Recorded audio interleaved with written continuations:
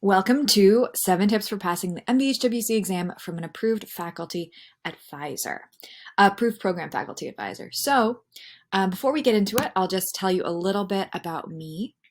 I was a faculty advisor for an approved program for 4.5 years. I was also an instructor. I was a practical skills assessor. I personally passed the NBHWC exam in February of 2020. And so as part of being a faculty advisor for an approved program, I wrote a full-length practice test for that. It's an internal program at a company. And then after writing that full-length test, I actually have written 2 of my own full-length tests that I made publicly available at healthcoachpracticetest.com because that one was internal and I wanted one also available for people who were not part of that particular program. And so I've been working on this for a long time. I've read as many books out there as I could find on it. A little while ago, the NBHWC had a list of resources. I read every book on that resource list.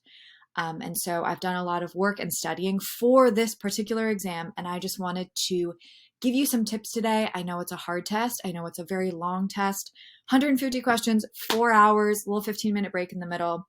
There's a lot of fatigue that happens. There's a lot of types of questions that people haven't seen before. They're all multiple choice questions, but a lot of them are a little paragraph of what's called kind of like a situation question, and you have to kind of parse through the weeds to figure that out. So without further delay, let's get into my tips. My first one, this is something that I personally did and I always recommend to people. Once you get into the exam, they're going to give you pencil and paper. I believe some people get a marker and a little whiteboard, but they give you a space to kind of write notes, write things out, do some little quick math.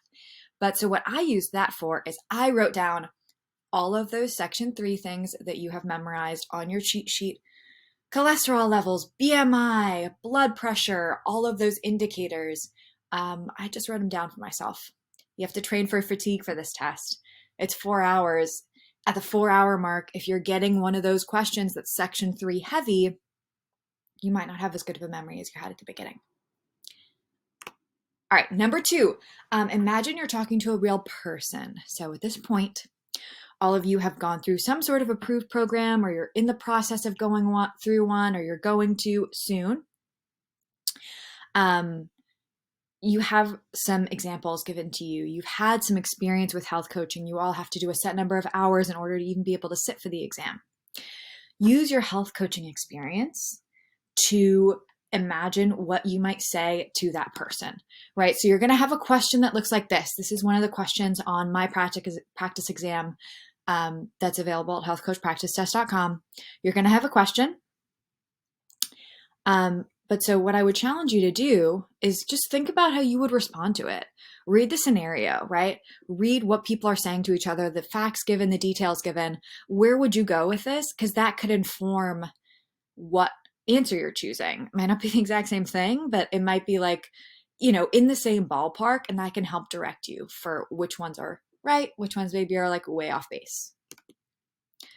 Okay, number 3, read the actual question first. Again, this is for scenario ones. Sometimes they give you a lot of information that you don't need. So I'll be giving you information about cholesterol, about AC1, about all of these things. And then the actual question is maybe what stage of change are they in? That's a really simplified version. I don't know if it'll be that direct, but here's one of the examples again from my exam, where you have a conversation going and the actual question, as you can see, says, what would be the best fit for helping the client make a commitment?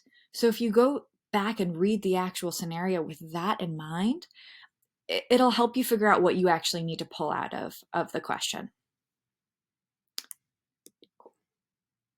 Oh, okay. The answer for number 4 is the answer breakdown. So something to think about with a test like this. Happens with a lot of multiple choice tests where it's a little bit more subjective than a direct number response. So again, a scenario type question. You can read this over a little bit, but lot of information here, and a lot of the questions are going to say what would be the most appropriate response from the coach, what's the best response from the coach, kind of just saying which one of these answers is the best one. And so what that will mean is that some of them might seem a little bit right, but don't get sidetracked by that. There's probably going to be an answer that seems like 50% right. You're like, oh, okay, this kind of works. Then there's going to be one that's 90% right, but maybe it's not 100, and maybe you still have reservations about it. And then there's one that's really not right, or maybe kind of right. So just kind of be aware that there might be sprinkled into the answers things that seem a little bit right. Don't let that take you off base. And also, maybe the best answer also isn't perfect, right? The best answer that I have here, 90% right. So it might not feel like a total slam dunk, but it's the best one. If you cross out all the other options, it's the best one available to you. Just something to be aware of. Number 5, keep an eye out for words that disqualify or direct you to specific answers. Kind of a given on any test as well, but look for things like always, never, which one of these is not correct, which one of these expresses a commitment. But something that I also would make a note of is things like after expressing empathy. If that's part of the question, and then one of the answers starts out with empathy, there could be some redundancy there, and that could actually make it not the correct answer choice. So just be aware of that. Like once you've read something like a scenario question, what are the specific words that might jump out to you that could immediately make you cross out an answer? 6, use the mark feature. I'm just taking you to my quiz page really quickly so I can demonstrate this for you. We modeled ours off of what the exam looks like. Their old practice exam used to look this way as well. I think they've changed it to give a longer version, but this is the format that they originally had, and I believe would still be the one that they're having on the official exam.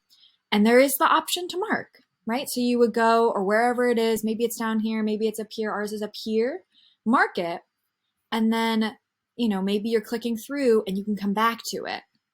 And I know that they have this feature, again, unless they've totally revamped it, but this was something that they made sure to have, and we made sure to have as well, that will help you say, okay, this one's taking a lot of time for me.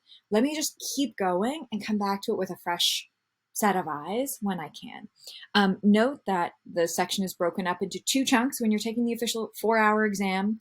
And once you've marked from the first chunk, you won't be able to revisit that when you're in the second chunk. So make sure you're addressing all of the ones that you marked in the first at the end of the time before the break. And same with the second, you won't be able to go in between 1 and 2 at different times. Okay. All right. And just moving on to my final tip here. Train for fatigue.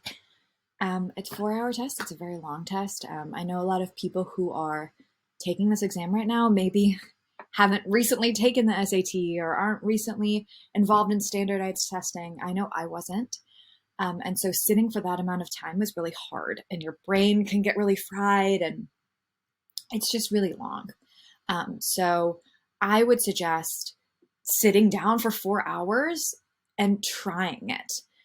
So of course, I have my practice exam that I wrote for this purpose because I wanted to help people get practice with the amount of time, the amount of mental weight of having all the scenario questions, the format of the exam, how everything flows. However, no pressure at all there. If what works better for you is aggregating 150 questions on your own, there's questions floating around all over the internet right now. You could find them, kind of piece them together, sit down with yourself, try to have all questions you haven't seen before, and just try taking them all in the 4-hour chunk. So that way, when it's exam day and you're sitting down, you've done it before. You know your weak points, you know what to expect, you know what to do during that 15 minutes to help yourself reset and revamp right in the middle. So you go into the second half ready to go. but it's a little bit of an undertaking. So I would just say get as much practice as possible with really sitting for it. Okay, that's all, and I hope that was helpful. Good luck on the exam and happy studying, everyone.